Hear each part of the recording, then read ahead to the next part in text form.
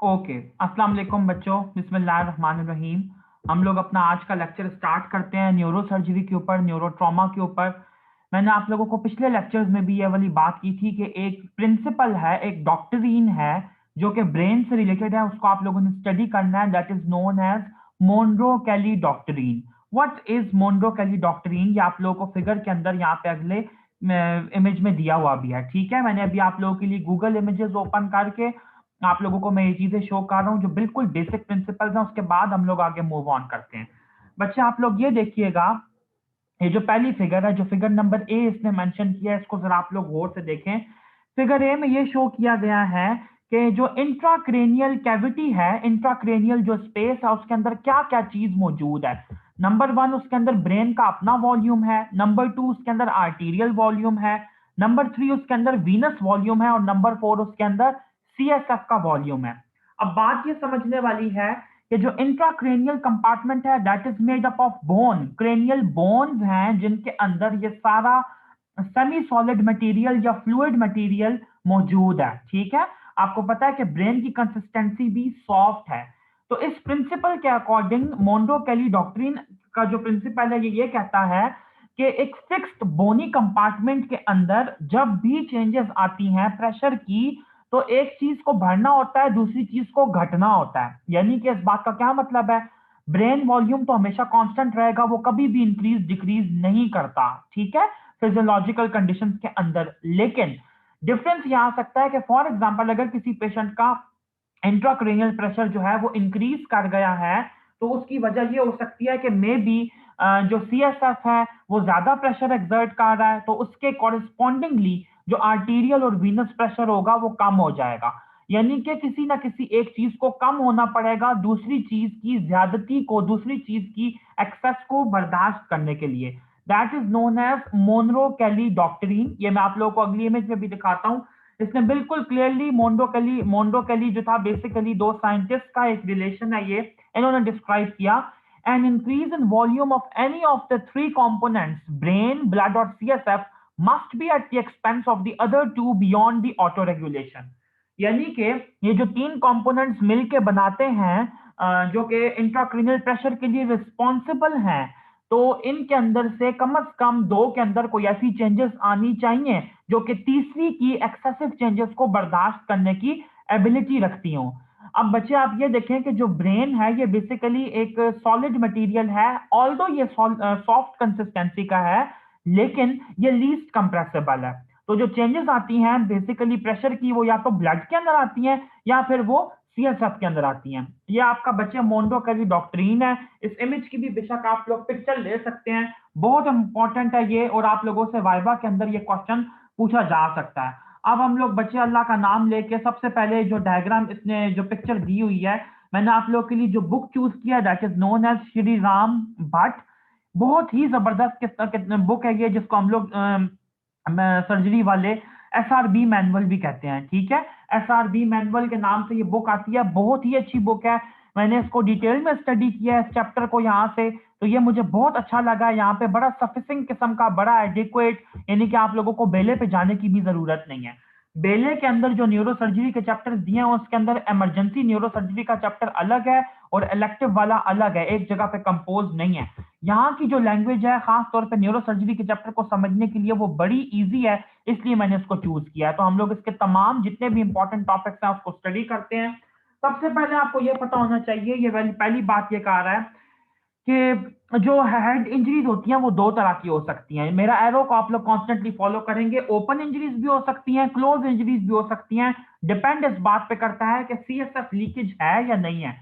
अगर CSF leakage है तो हम लोग फिर उसको यूजुअली बच्चे ये कह देते हैं कि ये ओपन इंजरी है। ठीक है, यानी कि खुल चुका है, कोई ना कोई ब्रेकेज आ चुका है बोन्स की कंटिन्यूटी के अंदर, जिसकी वजह से ये ब्लीड कर रहा है। अब आप लोगों को याद होगा मैंने जब आप लोगों को एटीएलएस का टॉपिक पढ़ाया था, एटीएलएस का चैप्टर जब बेले से करवाया था, तो उसके अंदर मैंने आप लोगों को इमरजेंसी न्यूरो सर्जरी के चैप्टर की कुछ इंपॉर्टेंट टेबल्स और बॉक्सेस बताए थे, वो आप लोगों ने लाजमी करने हैं। मैं अभी थोड़ी देर बाद आप लोगों को बाकी चीजें भी दिखाता हूं जो कि बेले से हमने करनी है, लेकिन फिलहाल जो इंपॉर्टेंट मैकेनिज्म्स हैं, जो इंपॉर्टेंट डिजीजेस हैं न्यूरो सर्जरी से रिलेटेड, हमारा फोकस जो होगा प्योरली उनके ऊपर होगा। ठीक है, यहाँ पे पहले पेज पे सिर्फ जो यही वाली बात थी यही इंपॉर्टेंट थी।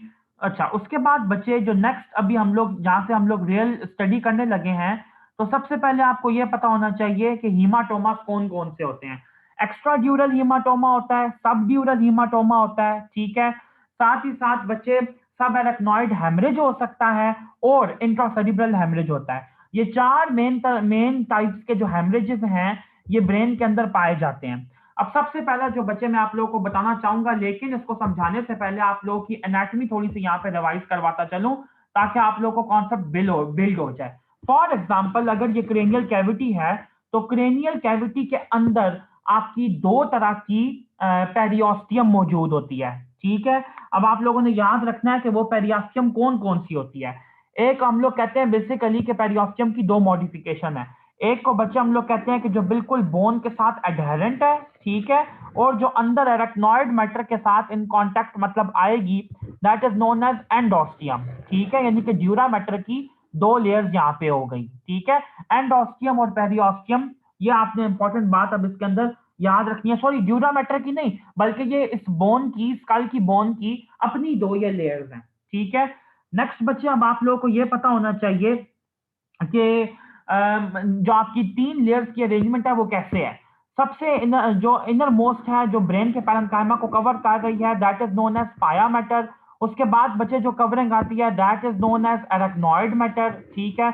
और इसके बाद जो एक और कवरिंग आती है that is known as dura matter.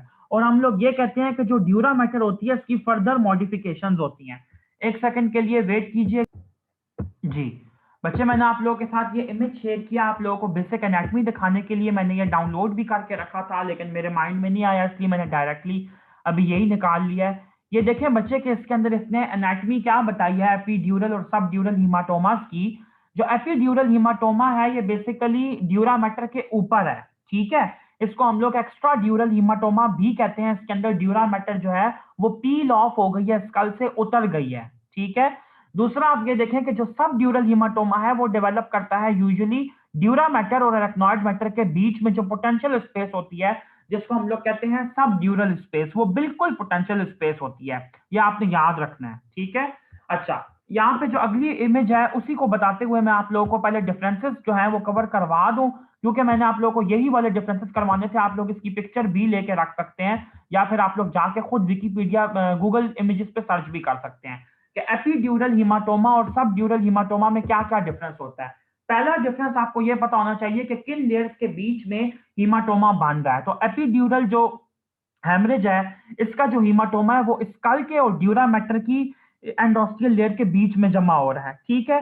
जो सब ड्यूरल हेमरेज है इसका जो हीमाटोमा है बच्चे, आप ये देखें कि वो ड्यूरा और एरेक्नॉइड मैटर के बीच में डेवलप कर रहा है। दूसरी इंपॉर्टेंट बात आप ये देखें, इस इमेज के अंदर इसने बड़ा क्लियरली शो किया है कि ड्यूरा मैटर का जो हेमरेज है वो आर्टीरियल है, वो रेड कलर का शो किया है, जबकि सब ड्यूरल जो हेमरेज है दैट कंटेन्स वीनस ब्लड। तो इसका क्या मतलब है कि एपिड्यूरल हीमाटोमा के अंदर कोई आर्टीरियल ब्लीड होता है और सब ड्यूरल हीमाटोमा में कोई वेन की लेसरेशन हो सकती है। अब आप देखें कि इन्वॉल्व वेसल कौन कौन सी है। बच्चे, जो आपका एक्स्ट्रा ड्यूरल या एपिड्यूरल हीमाटोमा होता है इसके अंदर यूजुअली मिडल मेनिंजियल आर्टरी की इन्वॉल्वमेंट होती है, मोस्ट कॉमन इसी की है। आप लोग सेकंड ईयर की एनाटॉमी में भी ये वाली बात पढ़ के आए हैं, ठीक है। डिफरेंट जगहों पे डिफरेंट तरह का एपिड्यूरल या एक्स्ट्रा ड्यूरल हीमाटोमा हो सकता है, लेकिन आप लोगों को most common middle meningeal artery का पता होना चाहिए, जिसको हम कहते हैं कि बेसिकली जहां पे हमारा टीरियन होता है। टीरियन कौन सा पॉइंट है बच्चे? टीरियन देखें, मैं आप लोगों को फिगर में भी शो करता हूं आपका। यहाँ पे एक पॉइंट होता है जहां पे चार बोन्स आपस में मिल रही होती हैं। फ्रंटल बोन मिल रही होती है, टेम्पोरल बोन मिल रही होती है, पैराइटल बोन और स्फिनॉइड बोन। इसको याद रखने का तरीका ये होता है एफटीपीएस।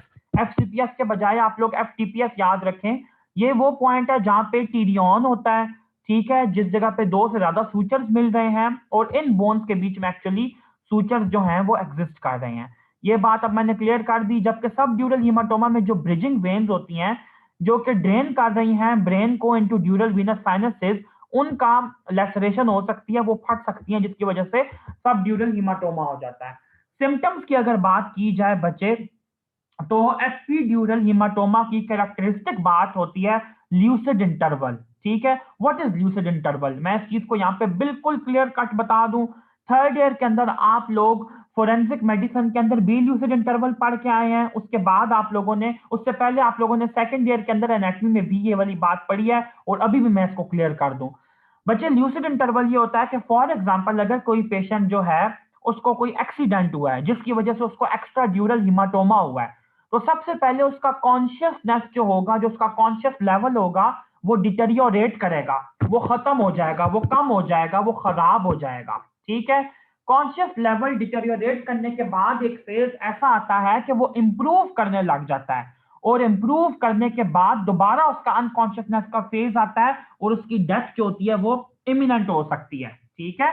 अगर मैं इसको ग्राफिकल फॉर्म में शो करूं तो आप ये देखें कि फॉर एग्जांपल ये एक बेस लाइन है, तो एक्स्ट्रा ड्यूरल हिमाटोमा की एक्टिविटी ऐसे होती है कि बेस लाइन से बिल्कुल नीचे कॉन्शियसनेस जाता है, फिर आहिस्ता आहिस्ता थोड़ी थोड़ी इंप्रूवमेंट आती है, पेशेंट को इंप्रूव फील करते हैं, और दोबारा वो बिल्कुल उसकी जो डिप होती है वो नीचे चली जाती है। ये मैंने शो करने की कोशिश किया कि एक्स्ट्रा ड्यूरल हिमाटोमा के पेशेंट की नेचुरल हिस्ट्री क्या होती है, जबकि सब ड्यूरल हिमाटोमा के केस के अंदर अनकॉन्शियसनेस प्रिवेल करती है, ग्रेजुअली इंक्रीज करती जाती है, और हेडेक जो होता है वो भी साथ ही साथ अकम्पनी करता है।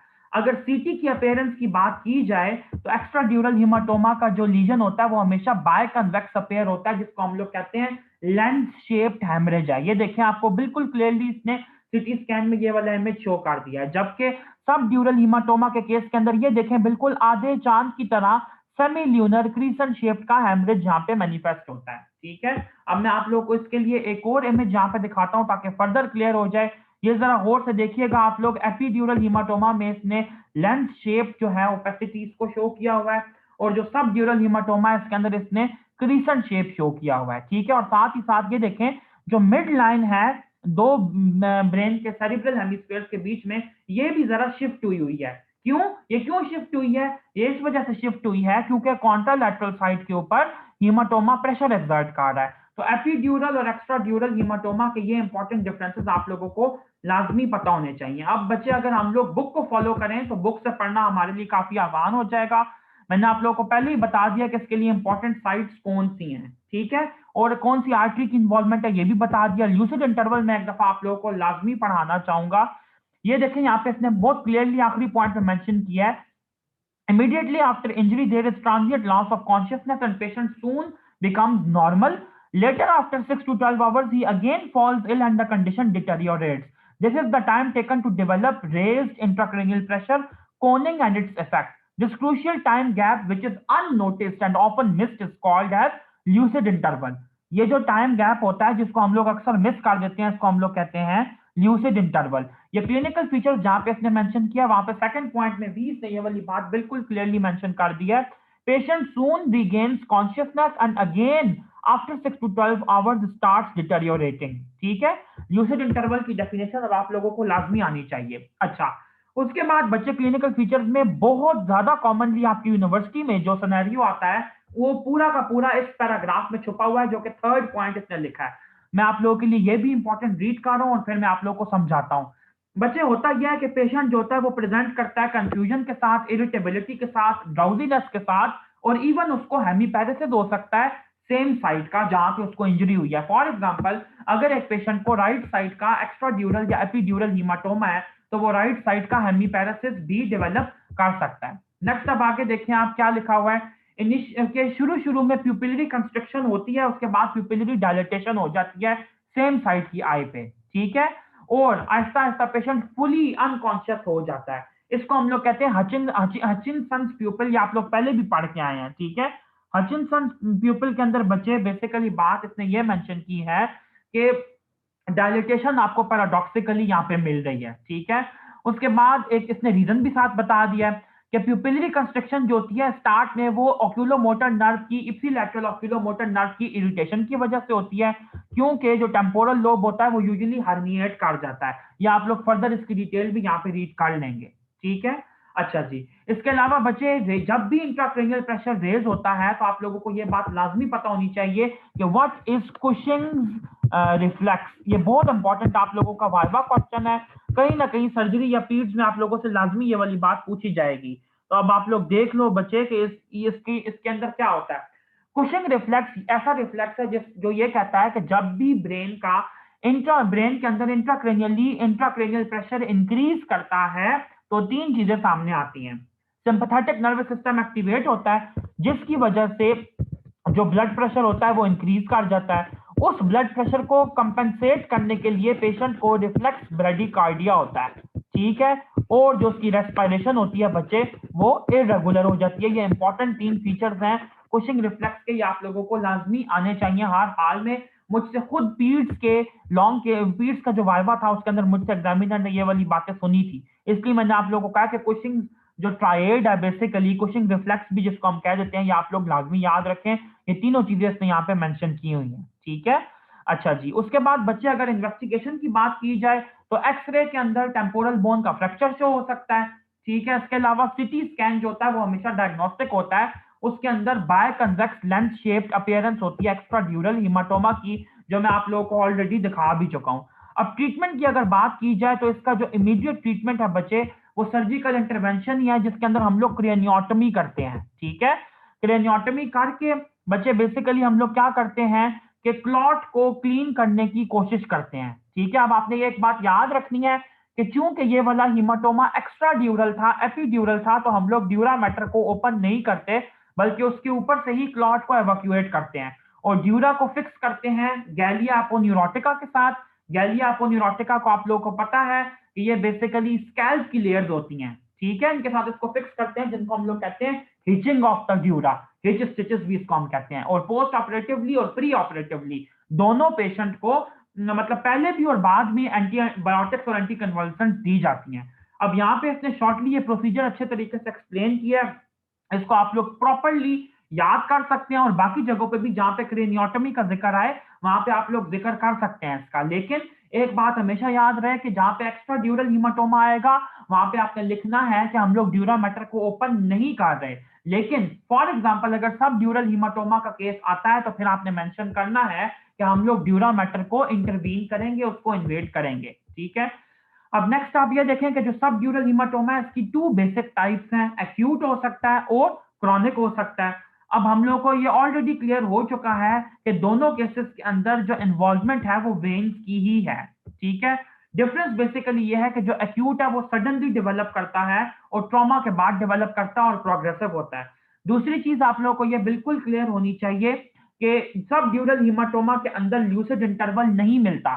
जब भी ल्यूसिड इंटरवल की बात आएगी या जब भी आपको सिनेरियो में दिया जाता है कि पेशेंट बेहोश हुआ, फिर इंप्रूव हुआ, फिर दोबारा ज्यादा डिटेरियोरेट कर गया, you are always going to think about extradural haematoma and not about subdural haematoma. यही वाली बात इसने यहाँ पे फीचर्स के अंदर मेंशन की है। पेशेंट जो होता है वो इंट्राक्रेनियल प्रेशर रेज होने की वजह से high BP, bradycardia, vomiting, irregular respiration का शिकार हो सकता है और सीटी स्कैन के अंदर यूजुअली आपको क्रीसेंट शेप जो लीजन होता है वो नजर आता है, ठीक है। अच्छा, उसके बाद बच्चे अगर ट्रीटमेंट की बात की जाए तो सर्जिकल डीकम्प्रेशन ही इसका ट्रीटमेंट है। What do we mean by surgical decompression? सबसे पहले आपको ये भी तो पता होना चाहिए ना कि हम क्रेनियोटमी कर क्यों रहे हैं। ये देखो फॉर एग्जांपल अगर ये क्रेनियल कैविटी है ऐसे करके और इसके अंदर जो ब्रेन है वो ऐसे करके मौजूद है, ऐसे पड़ा हुआ है, और मैं कहता हूं कि इसके अराउंड एक क्लॉट जमा हो गया जो कि प्रेशर एक्सर्ट कर रहा है। अब जब वो प्रेशर एक्सर्ट करेगा तो ब्रेन का पैरेन्काइमा कंप्रेस होगा, तो वो कंप्रेस होकर कैसा हो जाएगा, ऐसा दबा हुआ हो जाएगा, यहाँ पे उसको प्रेशर पड़ रहा है। ये प्रेशर हार्मफुल है क्योंकि ये इंट्राक्रेनियल प्रेशर को इंक्रीज करवा रहा है, जिसकी वजह से साइनल सिम्टम्स आ रहे हैं और ब्रेन का ये वाला एरिया जो है प्रेशर की वजह से मतलब नेक्रोसिस का या इंफाक्ट का भी शिकार हो सकता है हेमरेज की वजह से, ठीक है। तो अब आप ये देखें कि इसको दूर करने के लिए हम लोगों को इसका कंप्रेसिव इफेक्ट, जो हीमाटोमा है उसके कंप्रेसिव इफेक्ट को खत्म करना है। तो इस प्रोसीजर को हम कहते हैं डीकम्प्रेशन करना, यानी कि डीकम्प्रेस कर दिया आपने, हीमाटोमा के प्रेशर इफेक्ट को खत्म कर दिया। तो सर्जिकल डीकम्प्रेशन जो होती है सब ड्यूरल हीमाटोमा के केस में भी और एक्स्ट्रा ड्यूरल हीमाटोमा के केस में भी, दोनों केसेस के अंदर क्रेनियोटमी के थ्रू पॉसिबल होती है। और ये जो इसने यहाँ पे बड़ी खूबसूरत डिस्क्रिप्शन दी है ग्रे कलर में, इसी डिस्क्रिप्शन को आप लोग आगे भी कोट कर सकते हैं जहां जहां पे क्रेनियोटमी का जिक्र आएगा। लेकिन दोबारा वही वाली बात मैं आप लोगों को बार बार कह रहा हूं कि ये आपने याद रखना है कि किस जगह पे हमें ड्यूरा को इन्वेट करना है और किस जगह पे नहीं करना। अच्छा जी, उसके बाद बच्चे अगर हम बात करें क्रॉनिक सब ड्यूरल हीमाटोमा की, तो ये अचानक से डेवलप नहीं होता, बल्कि छोटे छोटे इंसिडेंट्स और छोटे छोटे एक्सीडेंट्स की वजह से ये डेवलप हो सकता है, ठीक है। जैसे एल्डरली पेशेंट्स जो है अगर वो फॉल करें, वो स्लिप करें, अगर उनके अंदर ब्रेन की एट्रोफी हो, और तो इसकी वजह से बच्चे पोटेंशियल स्पेस क्रिएट हो जाती है वीनस पूलिंग के लिए, वीनस ब्लड के जमा होने के लिए। अब यहाँ पे एक इंपॉर्टेंट टर्म का इसने जिक्र किया है, उसको मैं रीड करूं कि ब्लड यूजुअली 2 to 6 वीक के पीरियड में जमा होता है, ठीक है। प्लाज्मा और सेलुलर कंपोनेंट्स जो होते हैं वो सेपरेट हो जाते हैं, और इवेंचुअली सेलुलर पार्ट जो होता है वो एब्जॉर्ब हो जाता है और सिर्फ फ्लूइड पीछे बचता है। इसको हम लोग कहते हैं क्रॉनिक सबड्यूरल हाइग्रोमा, ठीक है। और यूजुअली जो बच्चे कलेक्शंस होती हैं वो बायोलैटरल होती हैं, जबकि एक्स्ट्रा ड्यूरल हीमाटोमास जो होते हैं वो यूजुअली एक्स्ट्रा ड्यूरल हीमाटोमा भी और जो एक्यूट सब ड्यूरल हीमाटोमास हैं ये दोनों यूजुअली बच्चे यूनिलैटरल होते हैं, लेकिन जो क्रॉनिक सब ड्यूरल हीमाटोमा होता है ये बायोलैटरल हो सकता है, ठीक है। इसके अंदर भी बच्चे क्लिनिकल फीचर्स दिए होंगे कि ऑल्टर्ड सेंसोरियम के साथ, ऑल्टर्ड कॉन्शियसनेस के साथ, ड्राउजीनेस के साथ, डिक्रीज्ड जीसीएस के साथ पेशेंट जो होता है वो प्रेजेंट करता है। सीटी स्कैन के अंदर आप लोगों को कनकेवो कन्वेक्स या लेंस शेप लीजन नजर आएगा, ठीक है। और ट्रीटमेंट इसका क्या है, बिल्कुल वही वाला ट्रीटमेंट है कि इसके लिए हम लोग क्रेनियोटमी और एवैक्यूएशन ऑफ क्लॉट जो है वो एडवाइस करते हैं, खास तौर पे अगर दोनों तरफ ये मौजूद है, बायोलैटरली मौजूद है। कॉम्प्लिकेशन जिसकी इंपॉर्टेंट है, प्रॉफ में 2 मार्क्स की कॉम्प्लिकेशन आपको ये 4 लिखने के लिए आ जाती हैं। याद रखिएगा, ऐसे पेशेंट्स एपिलेप्सी डेवलप कर सकते हैं, ऑपरेटिव इंटरवेंशन की वजह से मेनिंजाइटिस डेवलप कर सकते हैं, कोनिंग हो सकती है। कोनिंग का मतलब यह है कि हर्निएशन की जो प्रो टेंडेंसी है वो इनके अंदर हो सकती है, और न्यूरोलॉजिक डेफिसिट्स जो हैं वो डेवलप कर सकते हैं, ठीक है। ये इंपॉर्टेंट इसके अंदर पॉइंट है। इसके बाद बच्चे क्रॉनिक सबड्यूरल एम्पायमा, ये इतना ज्यादा ये आप लोग खुद बेशक रीड कर लीजिएगा, ये मैं डिटेल में नहीं करा रहा। सब एरेक्नॉइड हेमरेज की अगर बात की जाए तो हम लोगों ने इसको स्टडी भी किया था, हमने थोड़ा इसका जिक्र भी किया था।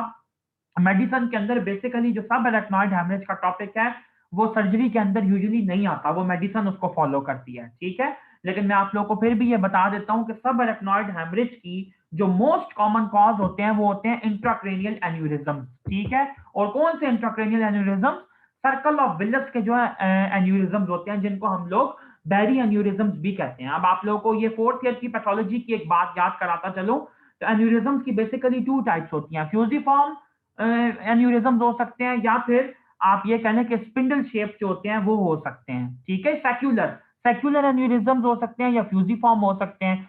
तो जो इंट्राक्रेनियल एन्यूरिज्म्स होते हैं इनके अंदर बेसिकली जो वॉल्स होती हैं, वेसल की वॉल जिसको हम लोग कहते हैं ट्यूनिका इंटिमा, मीडिया और एडवेंटिशिया, इनके वीकनेस की वजह से ये एन्यूरिज्म डेवलप करते हैं, तो ये मोस्ट कॉमन कॉज है, ठीक है। नंबर 2 के ऊपर एवी मेलफॉर्मेशन आती हैं, ठीक है। तो हाइपरटेंशन को हम लोग, इसने हाइपरटेंशन को लिखा हुआ है लेकिन हाइपरटेंशन एक बड़ी डिफ्यूज कॉज है, स्पेसिफिक कॉज नहीं है, तो हम लोग सेकंड नंबर पे एवी मेलफॉर्मेशन कहते हैं, बाकी बुक्स ने भी यही लिखा हुआ है। अब इसका सबसे इंपॉर्टेंट जो चीज मैं आपको यहाँ पे करवाने लगा हूँ, जरा गौर से देखिएगा, क्लिनिकल फीचर्स में पेशेंट हमेशा ये कंप्लेन करता है कि he has the worst headache of his life, जिसको हम लोग कहते हैं कि थंडर क्लैप हेडेक। बहुत शदीद किस्म का पेशेंट को के सर में दर्द होता है कि ऐसा उसको दर्द कभी भी पहले नहीं हुआ होता। मैं एक बात यहाँ पे रिपीट करता चलूं बच्चे, कि जो आपका सब एरेक्नॉइड हेमरेज होता है, तो बेसिकली इसकी मैनेजमेंट इसकी कॉज के ऊपर डिपेंड करती है। सब एरेक्नॉइड हेमरेज 2 तरह का हो सकता है, एक होता है स्पॉन्टेनियस, दूसरा होता है ट्रॉमेटिक।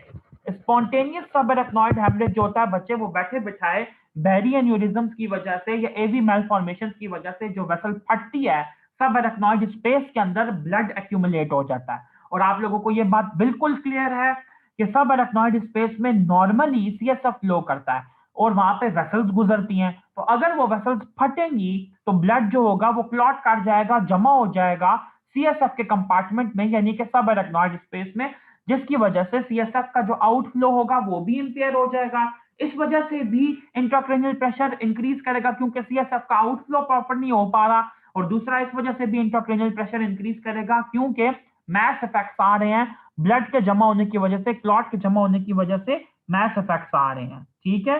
दूसरा बच्चे आप ये देखें कि जो ट्रॉमेटिक सब एरेक्नॉइड हेमरेज होता है ये किसी एक्सीडेंट की वजह से भी हो सकता है। अच्छा, अब बच्चे मैंने इसका पहला इंपॉर्टेंट फीचर आपको ये बताया कि वर्स्ट हेडेक होता है, साथ वॉमिटिंग अकम्पनी कर सकती है।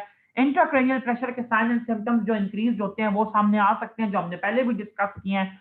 फोटोफोबिया हो सकता है, नेक स्टिफनेस हो सकती है, फोकल न्यूरोलॉजिकल डेफिसिट्स हो सकते हैं, ठीक है, आई चेंजेस हो सकती हैं, सडन लॉस ऑफ कॉन्शियसनेस हो सकता है, फीचर्स ऑफ ब्रेन एडिमा और सेरिब्रल एडिमा भी हो सकते हैं। ये सारे इंपॉर्टेंट फीचर्स हो सकते हैं।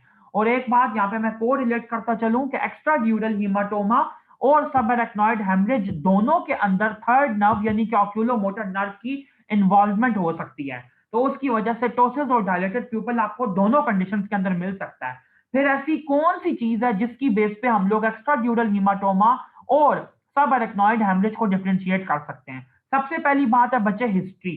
सब एरेक्नॉइड हेमरेज के जो मेजोरिटी केसेस होते हैं वो स्पॉन्टेनियस होते हैं, ट्रॉमेटिक नहीं होते, जबकि एक्स्ट्रा ड्यूरल हीमाटोमा के केस के अंदर ट्रॉमेटिक हिस्ट्री, आपको ट्रॉमा की हिस्ट्री मिलती है। नंबर टू, एक्स्ट्रा ड्यूरल हीमाटोमा के केस में आपको बहुत क्लियर ल्यूसिड इंटरवल मिलता है, जो कि आपको सब एरेक्नॉइड हेमरेज के केस के अंदर नहीं मिलता। नंबर थ्री, एक्स्ट्रा ड्यूरल हीमाटोमा का जो पेशेंट होता है उसकी प्रेजेंटिंग कंप्लेंट सबसे इंपॉर्टेंट यही होती है कि वो ड्राउजी होता है, उसका जीसीएस ड्रॉप्ड होता है। लेकिन सब एरेक्नॉइड हेमरेज के केस के अंदर प्रेजेंटिंग कंप्लेंट जो टॉप वाली है दैट इज हेडेक, सिवियर किस्म का हेडेक, ये आपने याद रखना है। एक और चीज मैं यहाँ पे बताता चलूं बच्चे, यहाँ पे दो ग्रेडिंग के मेथड्स दिए हुए हैं और दोनों ही बेले के अंदर इनका प्रॉपर जिक्र नहीं है। मेरे ख्याल से एक का है एक का नहीं है, तो आप लोग ये पक्का पक्का यहाँ से याद कर लेंगे, आपको काम आएगी। इस ग्रेडिंग सिस्टम को हम लोग कहते हैं Hunt and Hef grading system. ये फिशर ग्रेडिंग अगर आप नहीं भी करते दैट्स टोटली फाइन, लेकिन Hunt and Hef grading system लाजमी कीजिएगा। ग्रेड वन है एसिम्टोमेटिक, ग्रेड टू है severe headache and neck stiffness, ये बेसिकली क्लिनिकल ग्रेड्स हैं। ग्रेड थ्री है ड्राउजी कंफ्यूज्ड और mild focal deficit, grade four है स्ट्यूपॉर या हेमीपैरेसिस, और ग्रेड फाइव है डीसेरिब्रेट रिजिडिटी या कॉमा। तो बच्चे अगर आप लोग इस बात को गौर से देखें तो ग्रेड वन और टू के अंदर ड्राउजीनेस या ऑल्टर्ड कॉन्शियस जो है उसको हमने प्रोमिनेंटली मेंशन नहीं किया, लेकिन ग्रेड थ्री फोर और फाइव कॉन्शियसनेस लेवल के डिक्रीज होने के अंदर तीन हमने मतलब ग्रेजुअल सिम्टम्स लिखे हैं। सबसे पहले कंफ्यूजन होती है, फिर स्ट्यूपर होता है जो कि कंफ्यूजन से ज्यादा होता है, और उसके बाद फाइनल फुल कोमा हो जाता है। ठीक है, अगर बच्चे इन्वेस्टिगेशन की बात की जाए तो सबसे पहले आपको यह बता दूं, आप लोग मेडिसिन के अंदर भी ये वाली बात पढ़ चुके हैं कि अगर हम लोग लंबर पंक्चर परफॉर्म करें, यूजुअली हम लोग लंबर पंक्चर परफॉर्म नहीं करते क्योंकि इसकी वजह से हर्निएशन जो है ब्रेन के कंटेंट्स की वो एग्रेवेट हो सकती है, जिसकी वजह से कोनिंग हो सकती है। कोनिंग मैंने आपको बताया हर्निएशन के लिए वर्ड बार बार इसने यूज किया है। लेकिन अगर लंबर जो पंक्चर है वो कंट्रोल्ड वे में परफॉर्म किया जाए तो आप लोगों को ज़ैंथोक्रोमिक सेल्स मिलेंगे। ज़ैंथोक्रोमिक सेल्स बेसिकली होते हैं ब्लड स्टेन्ड सीएसएफ के अंदर आपको मिलते हैं। ठीक है, ब्लड स्टेन्ड सीएसएफ आपको मिलेगा। नंबर टू, सीटी स्कैन के ऊपर आपको हेमरेज मिल सकता है और कैरोटिड या वर्टिब्रल एंजियोग्राम करवाना जरूरी है। अब ट्रीटमेंट इसका किस किस्म का हो सकता है बच्चे, ये देखें, मैं जो इसका जनरल ट्रीटमेंट इसने यहाँ पे मेंशन किया है पहले उसका जिक्र करूं, फिर आप लोगों को एक इंपॉर्टेंट चार्ट जो है वो दिखाता हूं। क्लिपिंग और रैपिंग दी एन्यूरिज्म, यानी कि प्लाटिनम क्लिपिंग यूजुअली बच्चे की जाती है, प्लाटिनम कॉइल्स के थ्रू क्लिप कर देते हैं, बल्कि क्लिपिंग की जाती है या कॉइलिंग की जाती है, दो अलग अलग फिनोमेना है।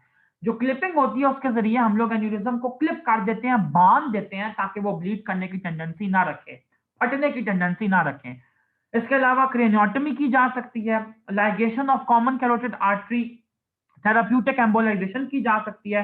थेराप्यूटिक एम्बोलाइजेशन बेसिकली ये प्रिंसिपल है कि फॉर एग्जांपल अगर कोई वेसल ब्लीड करने की टेंडेंसी रखती है और उसका जो एक एंड है वो ओपन है, तो उसके अंदर हम लोग कोई थेराप्यूटिक मटेरियल रख देते हैं जो कि प्लग की फॉर्म में उस वेसल को कोगुलेट करवा देता है या उस वेसल के फ्लो को ऑब्स्ट्रक्ट करवा देता है और उसके अंदर से ब्लड फ्लो बाहर नहीं आता। इसको हम कहते हैं थेराप्यूटिक एम्बोलाइजेशन। और आप लोगों को याद होगा जब मैंने आप लोगों को लिवर का टॉपिक पढ़ाया था तो हम लोगों ने एक प्रोसीजर पढ़ा था that is known as TACE, transarterial chemoembolisation, जो कि हम हिपैटोसेलुलर कार्सिनोमा के केस के अंदर यूजुअली करते हैं। मैं आप लोगों को रेफरेंस प्रोवाइड कर रहा हूं। इसके अलावा आप वास्कुलर मैलफॉर्मेशन को एक्सरसाइज कर सकते हैं और जो दूसरा मेथड है वो है कॉइलिंग ऑफ एन्यूरिज्म। तो बच्चे इसने ये वाली चीज आखिर में लिखी है, आप लोगों ने टॉप पे ही लिखनी है। एन्यूरिज्म के बेसिकली ट्रीटमेंट दो तरह के होते हैं, क्लिपिंग ऑफ एन्यूरिज्म या कॉइलिंग ऑफ एन्यूरिज्म। मैं अभी आप लोगों को आगे दिखाता हूं। जी बच्चे, ये जरा टेबल जरा गौर से देखिएगा, मुझे ये टेबल बहुत ज्यादा अच्छा लगा है। सब एरेक्नॉइड हेमरेज जब भी डायग्नोज हो जाए तो तीन उसकी जो प्रॉब्लम्स हैं उनको आपने कैसे ट्रीट करना है, प्लीज इस टेबल को आप लोग इस फ्लो चार्ट को नोट कर लीजिए। टेबल नहीं है, सॉरी, फ्लो चार्ट है, इसको नोट कर लीजिए। बहुत अच्छा लगा है मुझे ये। तीन तरह की कॉम्प्लिकेशन सब एरेक्नॉइड हेमरेज के पेशेंट में हो सकती हैं। तीन तरह के प्रेजेंटिंग सिम्टम्स आपको मिल सकते हैं। नंबर 1, वो रीब्लीड कर सकता है, उसके अंदर हेमरेज एग्रेवेट हो सकता है। नंबर 2, उसका वेसल का वेजोस्पैज्म हो सकता है, ठीक है। और नंबर 3, हाइड्रोसेफेलस डेवलप कर सकता है। अगर पेशेंट रीब्लीड करने की टेंडेंसी रखता है तो अर्ली एन्यूरिज्म क्लोजर करेंगे। अगर वो पॉसिबल नहीं है तो फिर आप लोग एंटी फिब्रिनोलिटिक थेरेपी पे गौर करते हैं, ठीक है, ताकि वो दोबारा रीब्लीड ना कर सके। अगर वेजोस्पैज्म की टेंडेंसी है तो आप लोग दो चीजें करेंगे। अगर वेजोस्पैज्म को प्रिवेंट करना चाहते हैं तो पेशेंट को निमोडिपिन देंगे, जो कि कैल्शियम चैनल ब्लॉकर है और डायहाइड्रोपायरिडीन की फैमिली को बिलोंग करती है। कभी भी आपको एमसीक्यू ये आए कि which one of the following is the dihydropyridine या calcium channel blocker of choice for subarachnoid haemorrhage, और आपको ऑप्शन दियो एम्लोडिपिन, निमोडिपिन, निकार्डिपिन, कौन सी वाली डिपीन है, तो आपने हमेशा निमोडिपिन को चूज करना है। It is the drug of choice for subarachnoid haemorrhage, ठीक है। कभी भी वेरापामिल, डिल्टियाजम या एम्लोडिपिन को चूज नहीं करना। सिम्टोमेटिक वेजोस्पैज्म अगर मैनिफेस्ट हो चुका है तो बच्चे फिर आप लोग हाइपरवोलेमिया को साथ साथ ट्रीट करते हैं, ठीक है, और न्यूरोवास्कुलर इंटरवेंशन देने की कोशिश करते हैं। इसके अलावा हाइड्रोसेफेलस की अगर बात की जाए तो सिम्टोमेटिकली आप लोग इसको मैनेज करते हैं और सीएसएफ ड्रेनेज जो है उसको इंश्योर करते हैं ताकि सारे का सारा जो सीएसएफ है वो ब्रेन के इंट्राक्रेनियल कंपार्टमेंट में एक्यूमुलेट ना हो। दूसरा बच्चे ये चार्ट एक और बताया हुआ है, इसकी भी आप लोग पिक्चर भी ले सकते हैं, मैं यहाँ पे थोड़ा सा ब्रीफली बता भी देता हूँ। अगर सस्पेक्टेड केस है सब एरेक्नॉइड हेमरेज का, सीटी करवाएंगे, सब एरेक्नॉइड हेमरेज को कंफर्म करवाएंगे, सीटी एंजियोग्राफी करवाएंगे, देखेंगे एन्यूरिज्म है या विदाउट एन्यूरिज्म है या कोई और कॉज है। एन्यूरिज्म है, इमरजेंसी सर्जरी करेंगे, ठीक है। इमरजेंसी सर्जरी नहीं पॉसिबल, नहीं कर सकते आप, तो आर्टीरियोग्राफी करेंगे, जिसके अंदर हम लोग मैग्नेटिक रेजोनेंस एंजियोग्राफी को प्रेफर करते हैं। इसके जरिए हम एन्यूरिज्म को स्टडी करेंगे, ठीक है, और एन्यूरिज्म अगर है तो एम्बोलाइजेशन को करवाएंगे, ठीक है। अगर एम्बोलाइजेशन पॉसिबल नहीं है तो फिर आप लोग सर्जरी की तरफ जाएंगे, ठीक है, और एंडोवास्कुलर ट्रीटमेंट भी दे सकते हैं इस केस के अंदर। बाकी जो आपका फिगर का राइट साइड है इसके अंदर नो सब एरेक्नॉइड हेमरेज अगर हो तो उसकी मैनेजमेंट बताइए, इसलिए मैं उसको टच नहीं कर रहा। एक और आप लोगों को चार्ट दिखा दूं, बहुत इंपॉर्टेंट, एपिड्यूरल हीमाटोमा की मैनेजमेंट के लिए बड़ा खूबसूरत इसने ये बताया है। एपिड्यूरल हीमाटोमा अगर 30 सीसी से 30 मिलीमीटर क्यूब से ज्यादा हो, साइज में उसका वॉल्यूम जो है वो 30 सीसी से ज्यादा हो, तो फिर आप क्या करेंगे, सर्जिकली उसको एवैक्यूएट करते हैं, ठीक है। अगर पेशेंट अनइक्वल प्यूपिल डेवलप कर ले, अगर उसको एनाइसोकोरिया हो जाए तो उसकी फिल फोर्स सर्जरी की जाती है। अगर उसको एनाइसोकोरिया नहीं है तो आप थोड़ा सा टाइम लेके फिर क्रेनियोटोमी कर सकते हैं, ठीक है। दूसरी बात, अगर 30 सीसी से वॉल्यूम कम है तो फिर आप लोग ये जो राइट साइड का फिगर है इसको फॉलो करेंगे, जिसके अंदर कंजर्व